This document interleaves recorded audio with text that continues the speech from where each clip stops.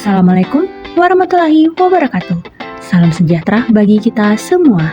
Perkenalkan, saya Eklesia Shelda Mairuhu, peserta Latsar CPNS tahun 2026 Kementerian Pertahanan TNI Angkatan Darat Golongan 2 Gelombang 3.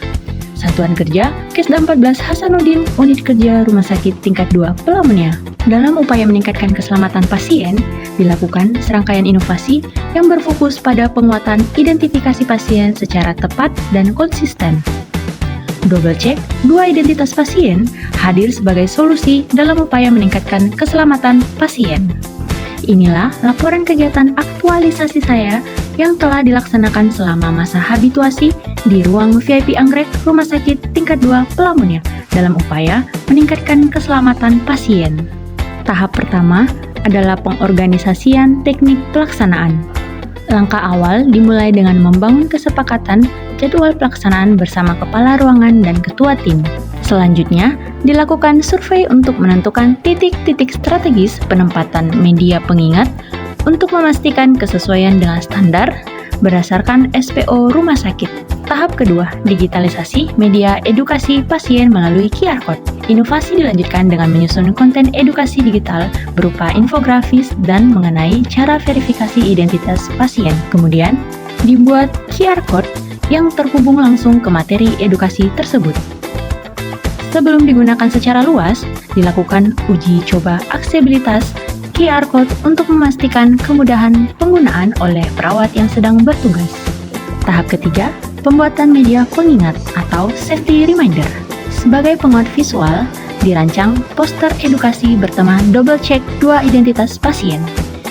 Media tersebut kemudian dicetak menggunakan bahan yang tahan lama. Selanjutnya, media pengingat ditempatkan di area strategis seperti ruang tindakan, pintu masuk pasien, dan nurse station. Tahap keempat, internalisasi budaya pasien safety. Untuk membangun budaya keselamatan pasien, dilakukan penyegaran SPO identifikasi pasien kepada rekan sejawat saat morning briefing atau saat melakukan serah terima akhir shift. Dilanjutkan dengan simulasi praktik verifikasi aktif menggunakan dua identitas, yaitu nama dan tanggal lahir sebelum pemberian terapi. Sebagai pendukung, disediakan buku saku digital yang berisi SPO atau panduan terkait identifikasi dua identitas pasien. Tahap kelima, analisis capaian dan evaluasi efektivitas. Evaluasi dilakukan dengan mengumpulkan data kepatuhan petugas melalui audit mandiri menggunakan checklist verifikasi. Data kemudian diolah dan dianalisis untuk melihat perbandingan tingkat kepatuhan sebelum dan sesudah inovasi. Hasilnya dituangkan dalam laporan evaluasi akhir sebagai dasar peningkatan mutu pelayanan berkelanjutan.